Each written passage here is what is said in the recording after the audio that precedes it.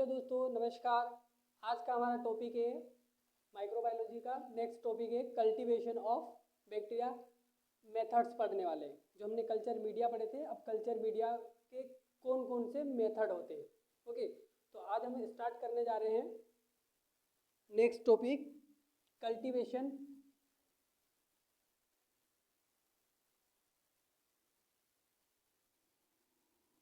Method of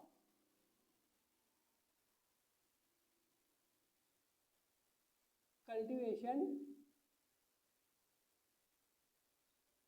bacteria. Okay, आज का जो हमारा टॉपिक है, जैसे नेक्स्ट प्रीवियस लेक्चर में हमने कल्चर मीडिया पढ़ा था, तो अब उन्हीं कल्चर मीडिया को किस किस मेथड से हम कल्चरिंग कर सकते हैं, टेस्टिंग कर सकते हैं। ओके, और ये सारी चीज़ें क्यों करते हैं हम लोग, जो हमने वेरियस टाइप के कल्चर मीडिया पढ़े थे, अब उनके मेथड, क्योंकि एक ही लेक्चर में दोनों चीज़ें संभव नहीं थी, क्योंकि कल्चर मीडिया ही बहुत बड़ा टॉपिक है। ओके, इसलिए हमने उसको डिवाइडेड कर दिया, मेथड को अलग कर दिया। तो हम एक एक करके उसकी मेथड पढ़ने वाले हैं। ओके, तो इसकी जो मोस्ट इम्पोर्टेंट जो मेथड होने वाली है, हम एक एक करके सभी डिस्कस करेंगे। फर्स्ट होती है हमारी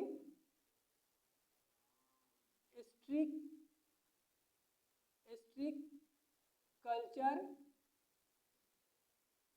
मेथड्स। ओके, अब ये जो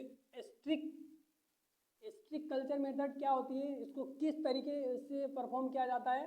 अब इसके लिए हमें ये मेथड को प्रोसीजर करने से पहले हमें इसके कुछ रिक्वायरमेंट होते हैं। ओके, फर्स्ट क्या होगा हमारा, सबसे पहले बुनसन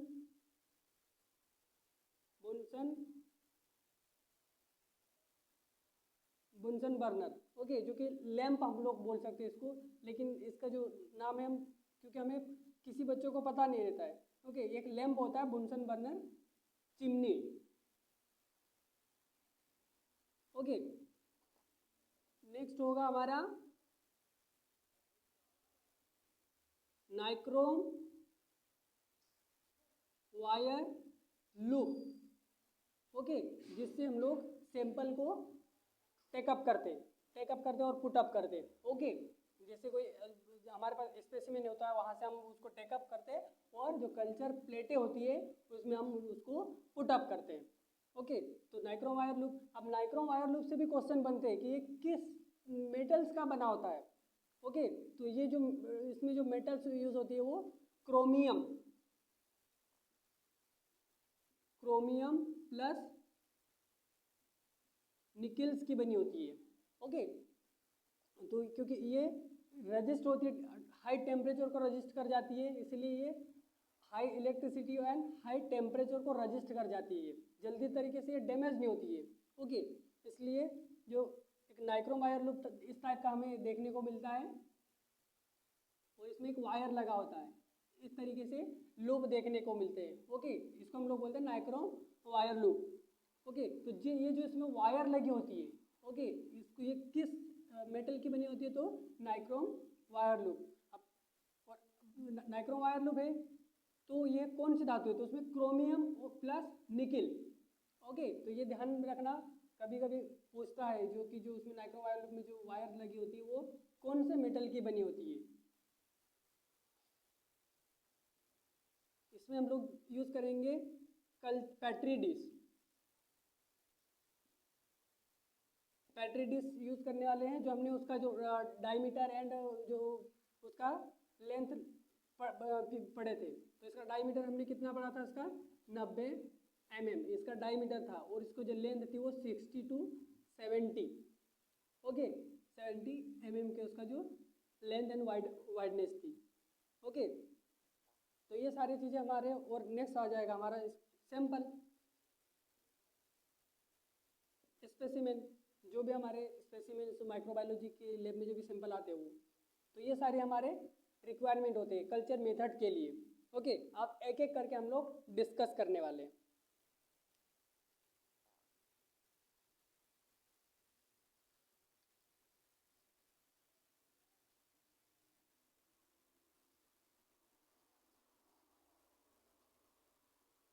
ओके, तो जो इसमें अब इस मेथड का यूज कहाँ किया जाता है, आइसोलेशन ऑफ बैक्टीरिया के लिए।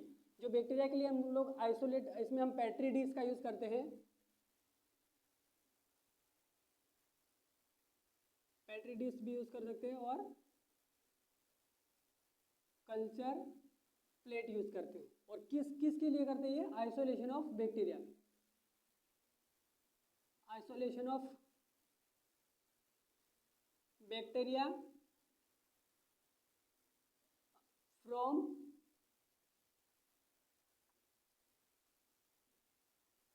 Clinical specimen. जो हमारे पास सैंपल आते हैं उसमें से बैक्टीरिया को आइसोलेशन करने के लिए स्ट्रिक कल्चर मेथड का यूज़ किया जाता है। अब इसको कैसे परफॉर्म करते हैं? इसमें जो हमारी कल्चर दो डिश होती है, प्लेटें होती है, ओके, वो बनी होती है, ब्लड अगार की बनी होगी, चॉकलेट अगार की बनी होगी, क्लेट की बनी होती है, ओके। तो हमें जिसके ऊपर भी परफॉर्म करना रहता है वो प्लेट लेंगे हम, ओके। और फिर हम क्या लेंगे? सैंपल, जैसे बुनसन बर्नर के ऊपर जो नाइक्रोम वायर लूप है उसको हम हीट करेंगे, ओके। सपोज करो हमारे ये बुनसन बर्नर है, इसके ऊपर हमारा जो नाइक्रोम वायर लूप है उसको क्या करेंगे? हम हीट करेंगे, अच्छी तरह से स्टेराइल करेंगे। स्टेराइल करने के बाद में स्पेसिमेन में उसको डीप करेंगे और इसमें हमें कल्चर प्लेट मिलेंगे। तो कल्चर प्लेट में हम किस तरीके से उसको स्ट्रिक करेंगे, ओके। सपोज करो ये हमारी कल्चर प्लेट है, तो इसमें हमें 4 कोडेड बनाने होते हैं। कितने बनाने होते हैं? 4, ओके। तो पहले एक बार में हमको नाइक्रोम लूप ले लेना, उसके बाद हमें उसको डबल सैंपल में डीप नहीं करना है। जैसे एक बार स्टेराइल करके डीप कर लिए, उसके बाद में हम सिर्फ एक ही बार में हमको पूरी प्रोसेसिंग कर लेनी होती है, ओके। इस तरीके से फर्स्ट कोडेड बनाएंगे, फिर उसी यहीं से हम लोग लेंगे, इस तरीके से जिगजैग करेंगे, ओके, इस तरीके से बनाएंगे। अब यहाँ से इस तरीके से, ओके। अब यहाँ से हम लोग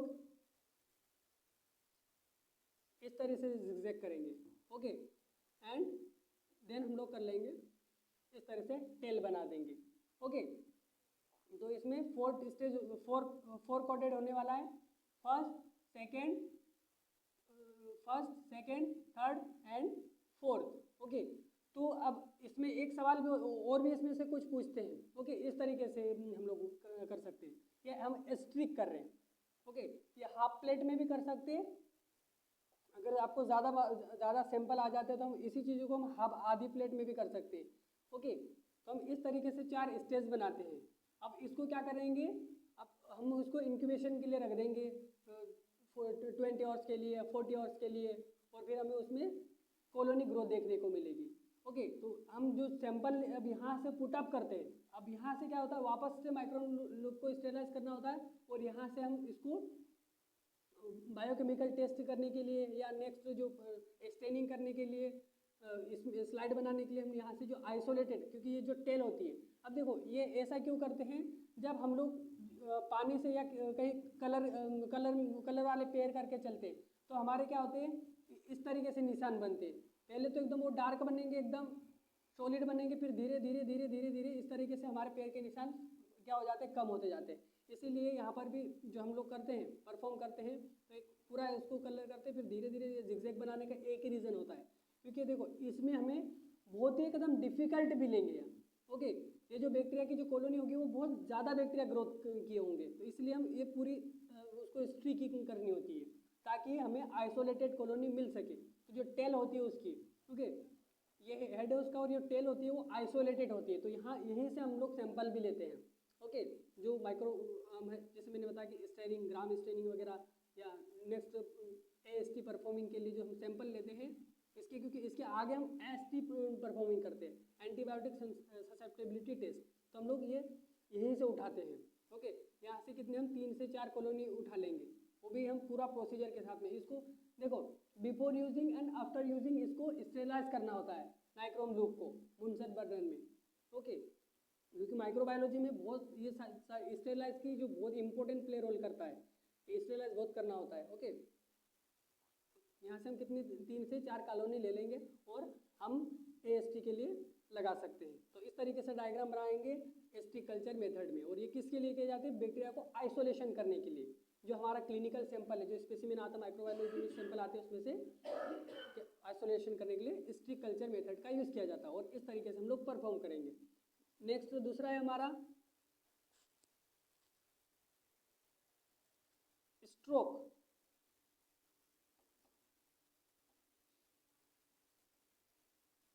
स्ट्रोक कल्चर मेथड।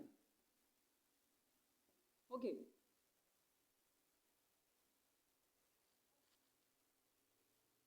अब ये जो होता है ये एक लिक्विड मीडिया के रूप में होता है। ओके, ये ट्यूब में हम लोग इसको परफॉर्म करते हैं और ये किस चीज़ के लिए, ये भी बैक्टीरिया को आइसोलेट करने के लिए लेकिन ये स्लाइड एग्लूटिनेशन के लिए किया जाता है। ये भी बैक्टीरियल ग्रोथ ही करवाएंगे, इसमें भी बैक्टीरियल ग्रोथ के लिए इसका यूज़ करेंगे, लेकिन इसमें हम एग्लूटिनेशन देखेंगे, इसमें क्लम्पिंग। ओके, तो इसमें क्या होता है, हमें वेरियस टाइप के रिएजेंट लेते हैं और उसमें नाइक्रोम वायर लूप के उसमें डीप करते हैं। ओके, तो हमें उसमें क्या दिखने को मिलता है, एग्लूटिनेशन, जैसे हम अदर ब्लड ग्रुप में एग्लूटिनेशन देखने को मिलते हैं, उसी प्रकार जो स्ट्रोक कल्चर मेथड है उसमें हमें एग्लूटिनेशन दिखेगा।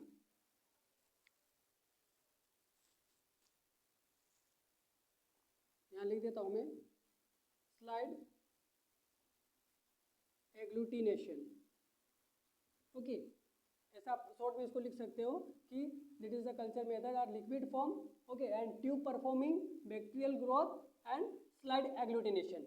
इस तरीके से आप उसको दोहरा सकते हो, क्योंकि देखो अगर इसमें क्वेश्चन बन सकते हैं कि आइसोलेशन के लिए कौन सा कल्चर मेथड यूज़ किया जाता है, और नाइक्रोवायर लूप के ऊपर से भी बन सकता है, इसमें जो स्लाइड एग्लूटिनेशन है, क्योंकि एग्जामिनर कुछ भी पूछ सकते हैं। ओके, एक्सटर्नल कुछ भी चीज़ें, तो स्लाइड एग्लूटिनेशन मेथड किस कल्चर मीडिया में की जा सकती है, तो स्ट्रोक कल्चर मेथड में, क्योंकि हमें इसकी बेसिक थ्योरी तो पता होना चाहिए। देखो एग्जाम में बेसिक थ्योरी से ही क्वेश्चन बनते हैं, माइक्रो में ज़्यादा डीप में नहीं जाता है वो। थर्ड है हमारा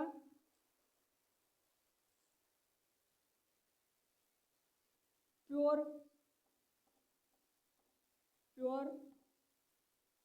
कल्चर मेथड। ओके, अब प्योर कल्चर मेथड ये हम लोगों ने सेकेंड ईयर में इसके क्वेश्चंस आते हैं, फर्स्ट ईयर में भी आते हैं, फर्स्ट ईयर में कम पूछता है, लेकिन सेकेंड ईयर में बीएमएलटी डीएमएलटी सेकेंड ईयर में इसकी मतलब ज़्यादा मार्क्स में पूछने के चांसेस रहते हैं। अब इसका यूज़ कहाँ किया जाता है, इसमें इसको बैक्टीरिया को काउंटिंग करने के लिए, बैक्टीरिया को जो लिविंग बैक्टीरिया होते हैं, ओके, लिविंग बैक्टीरिया के जो नंबर्स हैं उनको काउंटिंग करने के लिए प्योर कल्चर मेथड का उपयोग किया जाता है। ओके, तो इस तरीके से क्वेश्चन देखो थोड़ा थोड़ा हमें उनका बेसिक पता होना जरूरी है कि प्योर कल्चर मेथड का उपयोग कहाँ किया जाता है।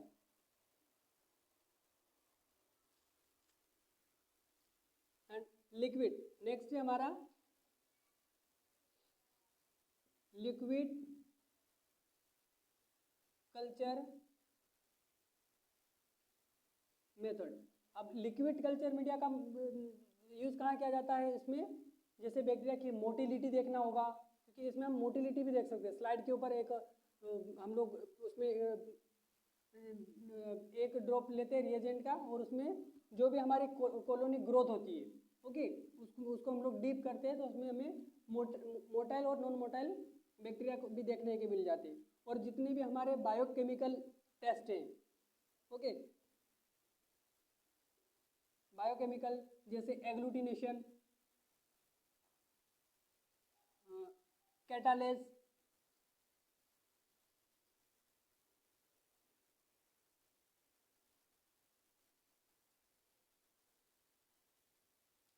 टेस्ट, तो ये सारी चीज़ें जितने भी बायोकेमिस्ट्री और भी बहुत सारे टेस्ट है बायोकेमिकल, वो कैटालेज पॉजिटिव नेगेटिव, ये सारी चीज़ें देखने के लिए हम लिक्विड कल्चर मीडिया का यूज़ करते हैं। ओके, इसमें क्या क्या, इसमें हम लोग ट्यूब्स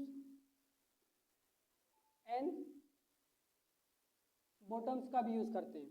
ओके, तो ये सारी चीज़ें ध्यान में रखना है। अब जो लिक्विड में हम लोग क्या करते हैं, एक ट्यूब लेते हैं, उसको हॉरिजेंटल रखते हैं और उसमें जिगजैग करते हैं इस तरीके से,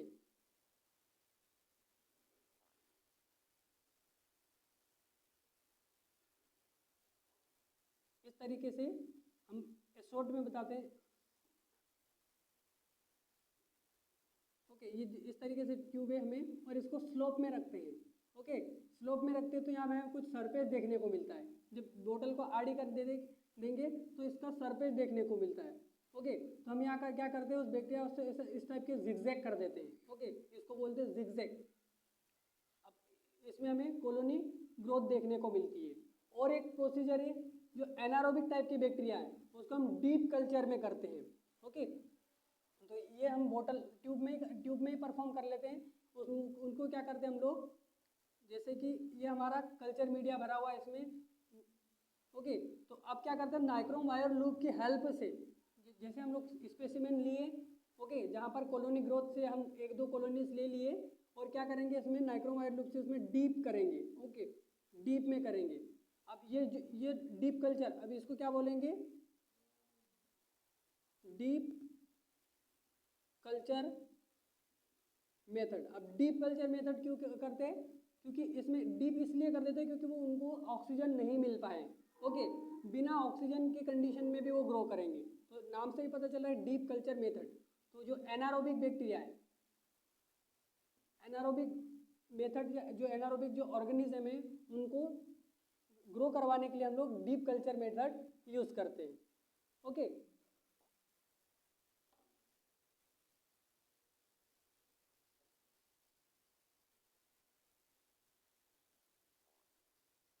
अब जो आ जाएगा हमारा AST, जो हम लोग बहुत देर से डिस्कस AST जो बोलते जा रहे हैं, AST। ओके, एंटीबायोटिक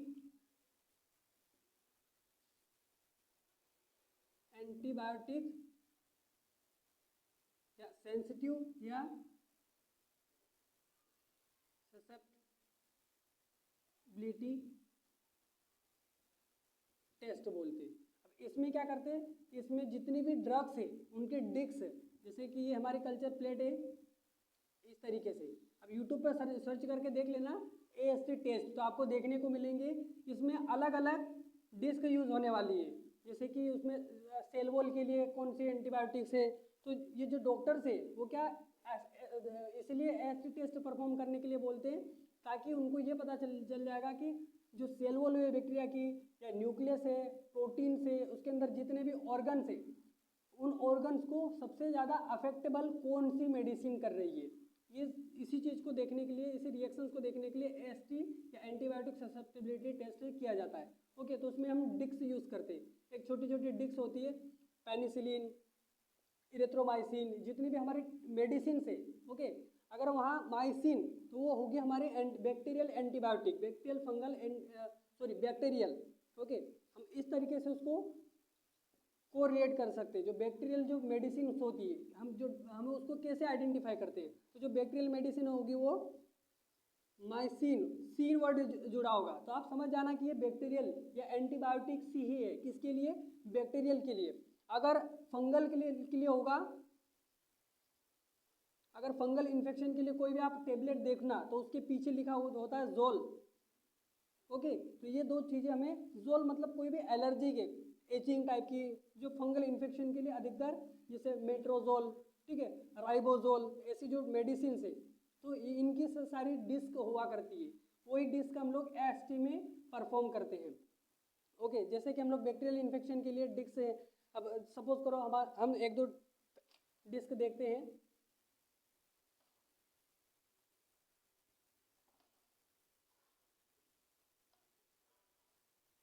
अब सेल वॉल के लिए देखते हैं हम। सेल वॉल के लिए सबसे बेस्ट मेडिसिन कौन सी होगी। ओके, तो सबसे जो बेस्ट है सेल वॉल के लिए, वो पेनिसिलिन है।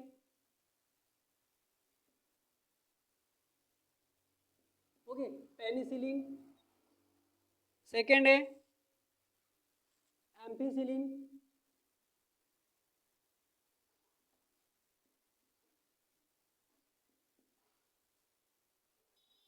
ओके, तो ये क्या हमारे सेल वॉल के लिए, इसको मैं यहाँ लिख देता हूँ,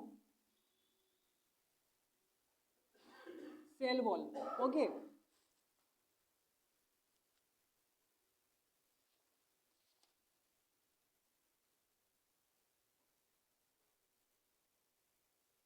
एंड जो हमारा न्यूक्लिक एसिड, क्योंकि न्यूक्लिक एसिड भी होता है उसमें, तो न्यूक्लिक एसिड के लिए कौन सी होगी बेस्ट,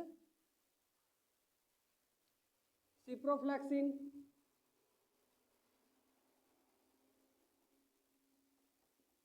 ठीक है, जैसे माइसिन, लीन, एसिलिन, फ्लैक्सिन, जो इस टर्म के जो टर्म्स आ रहे हैं, ओके।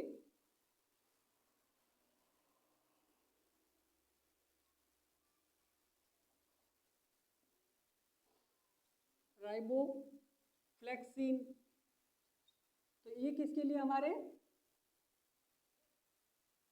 न्यूक्लिक एसिड, मतलब जो बैक्टीरिया के अंदर जो न्यूक्लिक एसिड के रूप में, जो क्रोमेटिन्स के रूप में या प्लाज्मिड के रूप में, तो इनको ये सीधा अफेक्ट करते हैं, ओके। अब ये इनकी डिस्क हुआ करती है, ये छोटी छोटी टाइप की ऐसे डिस्क हुआ करती है ऐसी, तो ये मार्केट में कमर्शियली अवेलेबल है, ओके, बनी बनाई डिस्क मिल जाती है इस तरीके से। अब इन डिस्क को क्या करते हैं, पहले तो इसमें जो जैसे ये कल्चर प्लेट है, अब कल्चर प्लेट को हम लोग जो भी हमने colony growth, stick culture method में जो कॉलोनी ग्रोथ हुई थी, ओके, या वो भी ले सकते हैं, उसको क्या करते हैं पूरा एक स्वेब की हेल्प से, एक स्टेरल स्वेब की हेल्प से उसको पूरी तरीके से हम उसको क्या कर देते हैं, उसको पूरे एकदम पूरा फ्लैट कर देते हैं, ओके। फ्लैट मतलब उसको एकदम जो कारपेट या लोवेंस जो मेथड यूज होता है वो यूज करेंगे हम, पूरे इसको मिला देते हैं और एक स्टेरलाइज नाइक्रोम हेल्प की से उसमें हम लोग डिस्क लगा देते हैं इस तरीके से। सपोज करो हमने इस तरीके से डिस्क लगा दिए, कौन कौन से डिस्क लगा दिए, पेनिसिलिन लगा दिए, एम्पेसिलिन लगा दिया, सिप्रोफ्लैक्सिन लगा दिया और राइबोफ्लैक्सिन लगा दिए, तो इसमें क्या दिखेगा, रजिस्ट्रेशन दिखेगा, ससेप्टिबिलिटी, क्योंकि ये रजिस्टर करेगा तो इसमें घेरे नजर आएंगे आपको इस तरीके से जितनी ज़्यादा जो अफेक्ट करेगी, ओके, जो कम करेगी उसमें कम घेरा बनेगा, मतलब जो कम बैक्टीरिया ग्रो कर रहे हैं, क्योंकि बैक्टीरिया को किल कर रही है वो, ओके। कितनी मात्रा में बैक्टीरिया को किल कर रही है उतने बड़े बड़े, अगर ज़्यादा मात्रा में रजिस्ट करेंगे तो बड़े बड़े गोले दिखाई देंगे, ओके। अब हम लोग क्या लिखेंगे रिपोर्ट में, क्या लिखेंगे कि कौन सा रजिस्ट है और कौन सा ससेप्टिबल है, तो उस तरीके से हम लोग लिख लें।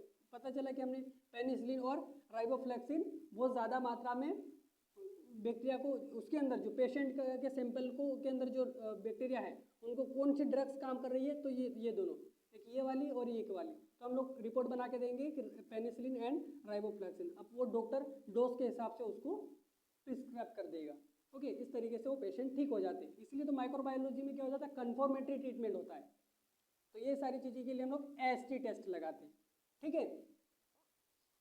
तो इसी के हिसाब से हमें पढ़ना है। आई होप कि लेक्चर समझ में आ रहा होगा। नेक्स्ट जो लेक्चर्स हो रहे थे उसमें वॉइस की थोड़ी दिक्कत जा रही थी, तो आई होप कि अभी जो नेक्स्ट प्रीवियस लेक्चर में आवाज़ की भी, क्योंकि माइक चेंज किया गया है तो आवाज़ में भी ठीक हो गई होगी, ओके। तो देखो बेसिक इन्फॉर्मेशन जितनी है वो हम देने की कोशिश कर रहे हैं। हालांकि माइक्रो में इतना डीप नहीं पूछता है, बेसिक जो सामने से ही पूछता है, बट थोड़ा टेकी तरीके से पूछ लेता है। तो देखते हैं कि किस तरीके से पूछ सकते हैं। इसमें क्या पूछा है कि after setting of media store the media at which temperature. देखो जैसे मैं थ्योरी पढ़ाने लगता हूँ तो मैं खुद ही कन्फ्यूजन हो जाऊँ कि अब इतना सारा है तो क्या क्या पढ़ाऊँ, ओके। मैं खुद कंफ्यूजन हो जाता हूँ कि इतना सारे में से क्या क्या शॉर्ट पढ़ाऊँ बच्चों को कि उनके काम आए, क्योंकि अगर मैं ज़्यादा पढ़ा दूंगा या एक एक दो दो घंटे के लेक्चर हो जाएंगे तो वो बच्चों क्या सिर से ऊपर से आते, तो मैं इसलिए वही मटेरियल देने की कोशिश करता हूँ जो उनके लिए इम्पोर्टेंट होता है, ओके। तो मैं कुछ चीज़ें इसमें मिस भी हो जाती है, हालांकि मिस वही चीज़ होती है जो इतनी इम्पोर्टेंस नहीं हुआ करती है, कि जितनी इम्पोर्टेंट है वो तो मैं एक्सप्लेन करने की कोशिश करता हूँ, ओके। जैसे यहाँ कुछ वो टेम्परेचर के ऊपर से वो मेरे मन में था वो रह गया थोड़ा, कि जो कल्चर प्लेट होती है, जो मीडिया होता है, ओके, सॉरी प्लेट नहीं, प्लेट बोल सकते हैं, जो कल्चर प्लेट है उसको किस डिग्री सेल्सियस पे हम लोग क्या करते हैं, उसको स्टोर करते हैं। क्योंकि कल्चर प्लेट हम लोग बना लेते हैं बहुत सारी कल्चर, ऐसा नहीं कि तुरंत नहीं बना सकते, उसकी बहुत प्रोसेस होती है। कल्चर मीडिया बनाना पड़ता है, मीडिया से फिर उसको प्लेटों में पोर करना होता है, क्योंकि उसमें हम लोग पहले से बना बना के रख लेते हैं, ओके, एक स्टॉक बना के रख लेते हैं। तो हम देखते हैं कि उसको किस डिग्री सेल्सियस पे हम उसको स्टोरेज करेंगे, ओके। जो इंक्यूबेशन में हम लोग रखेंगे तो कौन सी डिग्री सेल्सियस पे हम उसको फ्रीजिंग करके रखेंगे, तो 2 to 4 degree Celsius, 4 to 6, 6 to 8 या 8 to 10, ओके। तो आप कमेंट्स में बताना कि इसका आंसर क्या होने वाला है, ओके। लास्ट में इसका आंसर बताऊंगा मैं कि इसका आंसर क्या आएगा।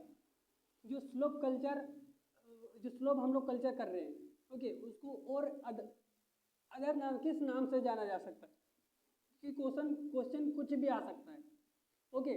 जो स्लोप कल्चर है उस मेथड को और किस नाम से जाना जा सकता है, step culture, roll tube method, या डीप कल्चर मेथड, या स्लांट कल्चर मेथड, ओके। तो ये शायद मैं अभी एक्सप्लेन नहीं कर पाया कि जो स्लोप कल्चर मेथड है उसको स्लांट कल्चर मेथड के भी नाम से भी जाना जाता है ये, ओके। इसका जो दूसरा नाम है वो slant culture method, okay.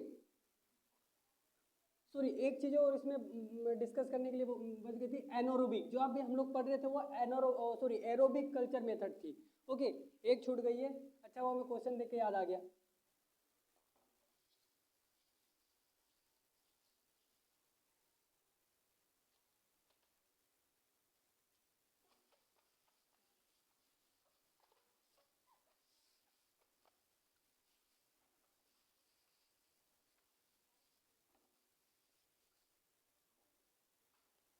Okay, anaerobic culture beat, sorry, वो क्या हुआ, दिमाग से यही होता है, मैं बहुत कोशिश करता हूँ कि जो इम्पोर्टेंट चीज़ें बताऊँ, लेकिन वो क्या होता है, दिमाग से थोड़ा उतर जाता है।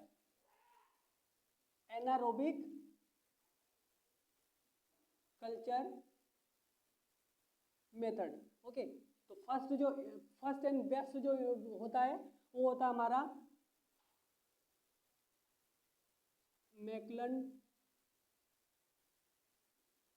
Toast and Fildes culture methods, okay. Culture method या culture field culture method, jar, इसको इस तरीके से भी बोलते हैं, फील्ड जार, सिंपल में। नेक्स्ट है candle jar method, okay. Third है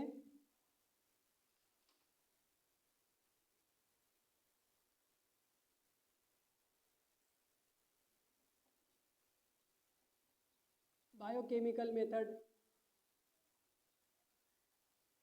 फोर्थ है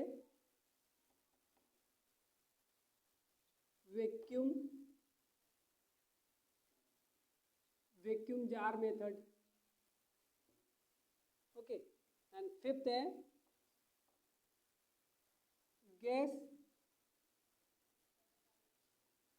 गैस पैक मेथड, ओके।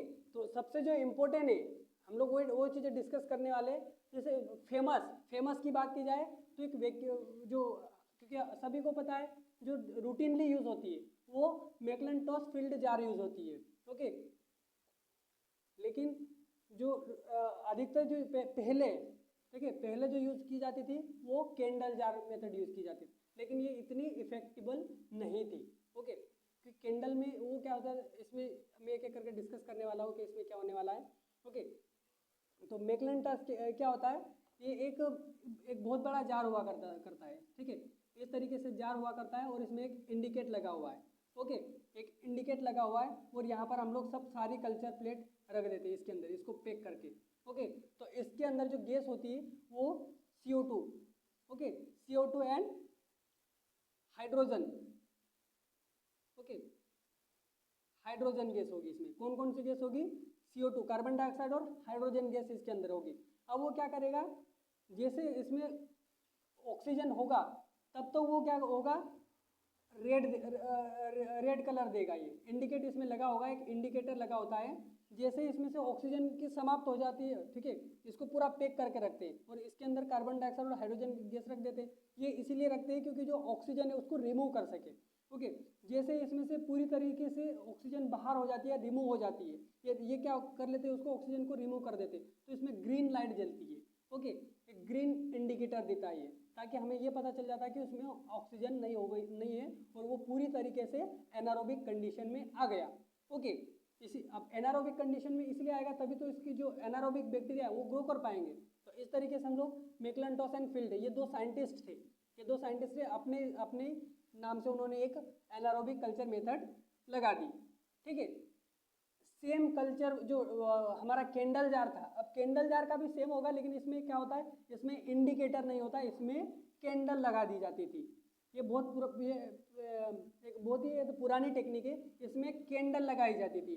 अब इसमें कैंडल जला के ना उसको पैक कर दिया जाता था, और वो कैंडल तब तक जलती थी तब तक उसमें ऑक्सीजन होता था। जैसे ऑक्सीजन उसमें ऑक्सीजन खत्म हुआ, ओके, ऑक्सीजन रिमूव हो गया या खत्म हो गया, तो वो क्या हो जाती थी, बुझ जाती थी। आग क्या होता है, ऑक्सीजन के प्रेजेंट में ही जलती है। जैसे ऑक्सीजन, अगर ऑक्सीजन खत्म हो जाता है वहाँ पर आग जलना पॉसिबल ही नहीं है, आग जलेगी नहीं। तो जैसे मोमबत्ती बुझ जाती थी, तो हम ऐसा सपोज कर लेते थे कि वो पूरा एरिया है, जार है, वो एनारोबिक कंडीशन में आ गया और हमारे बैक्टीरिया ग्रो कर जाते थे। ओके, ऐसे ही बायोकेमिकल मेथड में भी हम लोग इसमें केमिकल डाल देते थे, और केमिकल डाल के वो केमिकल क्या करता था, हमारा इंडिकेट करता था। ओके, इंडिकेट करके इंडिकेट करता था, तो इंडिकेट से हमें यह पता चल जाएगा कि इसमें से ऑक्सीजन रिमूव हो चुकी है। अब वैक्यूम में क्या होता है, वैक्यूम बहुत ही पुरानी टेक्निक है, तो इसमें क्या होता है, जो उसके अंदर जो हवा होती है, उस हवा को पूरी तरह से वैक्यूम से रिमूव होता है। ओके, वैक्यूम में क्या करेंगे, अब वैक्यूम का काम होता है हवा को पुशअप करना, तो ये पूरी हवा को बाहर कर देता था, उसमें हवा ही नहीं बचने देता था। अब हवा ही नहीं बचेगा तो वो ऑब्वियसली वो किस कंडीशन में हो जाएगा, एनारोबिक कंडीशन में चले जाएगा। ओके, और गैस पैक उसमें यही, अब गैस पैक में क्या, डबल से इसमें CO2 और हाइड्रोजन गैस को पैक करके रख दिया जाता था, और जितना भी उसका 24 घंटे 48 घंटे के बाद में हम लोग उसको देखते हैं तो उसमें कॉलोनिया ग्रोथ देखने को मिलता है। तो ये सारी चीज़ें हम लोग एनारोबिक कल्चर मेथड में ये सारी चीज़ें पढ़ते हैं। तो सबसे जो फेमस है वो most important and routinely use होता है मैकलिंटोस एंड फील्ड जार। ये हुआ करता था लेकिन ये इतना इफेक्टिबल नहीं है।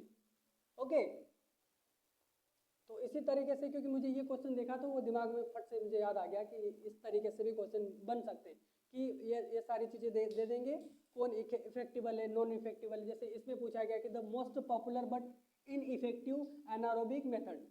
ओके, तो इसमें अभी जस्ट हम लोगों ने डिस्कस किया कि वैक्यूम क्या है, ये भी एक इफेक्टिबल है, लेकिन कैंडल्स क्या है, हमारा नॉन इफेक्टिबल है। तो इसका जो आंसर आएगा, देखो इसमें ऐसा देख सकता कोई, अगर अच्छे से नहीं पढ़ेंगे तो मैकलिंटोस फील्ड जार को ही लगा देंगे, लेकिन इसमें पूछा गया मोस्ट पॉपुलर बट, इसमें ये मार्कर कर दिया है, बट नॉट इनइफेक्टिव है, नोट की जगह वो इनइफेक्टिव। अगर इफेक्टिव आता तो ये हमारा आंसर आने वाला था, लेकिन इसमें एक ही गलती से इन की वजह से हमारा जो आंसर आएगा बी। ओके, नेक्स्ट देखेंगे, इन deep culture method which type of bacteria grow bottle of the tube. Okay, जो डीप कल्चर किसके लिए किए जाते हैं, अभी हमने पढ़ा पैथोजेनिक्स तो होंगे ही वो। ओके, नॉन पैथोजेनिक कैसे हो सकता है भाई, हानिकारक बैक्टीरिया ही है ना, हम इसीलिए तो माइक्रो लैब में आए हैं, तो ये दोनों हमारे कट जाएंगे, नॉन पैथोजेनिक। दिक्कत है एरोबिक और नॉन एरोबिक एनारोबिक में। तो डीप जो मेथड, जैसे हमने बताया कि डीप मेथड में कौन से बैक्टीरिया ग्रो करेंगे, एनारोबिक। ओके, तो राइट आंसर इसका सी होने वाला है। अब इस तरीके से भी क्वेश्चन बनते हैं उसके कंटेंट्स के ऊपर से कि जो नाइक्रोम वायर लूप है, ओके, आर मेड अप, वो किसका बना होता है, एल्यूमिनियम का, कॉपर का, टाइटेनियम का या क्रोमियम का। तो अभी जस्ट हमने डिस्कस किया कि किस चीज़ का बना है, तो वो बना होता है हमारा क्रोमियम का। ओके, फर्स्ट वाले ने सभी ने आंसर करके ज़रूर बताना है कि इसका आंसर क्या आएगा। ओके, मैं सबके कमेंट चेक करके देखूंगा कि कौन किसने क्या बताया। तो इसका आंसर होने वाला है 2.4। ओके, 2.4 डिग्री सेल्सियस पे हम कल्चर प्लेट को स्टोरेज करते हैं। ठीक है, तो ऐसे हम लोग जो इम्पोर्टेंट टाइप के जो क्वेश्चन है वो लेके आने वाले हैं, तो बने रहें। हम तो ये कोशिश करते हैं कि हर एक वीडियो से कोई ना कोई नंबर से पूछे, 1 या 2 नंबर से पूछे। ओके, तो फुल कोशिश है कि माइक्रो से एक भी नंबर आपका बाहर ना जाए, इसलिए चैनल के साथ बने रहें, क्योंकि सारे वीडियो देखोगे तभी आपका फायदा होगा। अगर एक आध वीडियो देख के आप देखोगे और सोचोगे कि चलो नंबर आ जाएंगे, तो ऐसा नहीं है, आपको दोनों चीज़ें समझनी पड़ेगी, थ्योरी प्लस MCQ। ठीक है, तो हम ऐसे ही अच्छे वीडियो लेके आने वाले हैं। चैनल के साथ बने रहे, वो चैनल को अगर लगे तो लाइक कर दे और कमेंट्स में ज़रूर बताना कि क्या दिक्कत हो रही है। ओके, धन्यवाद।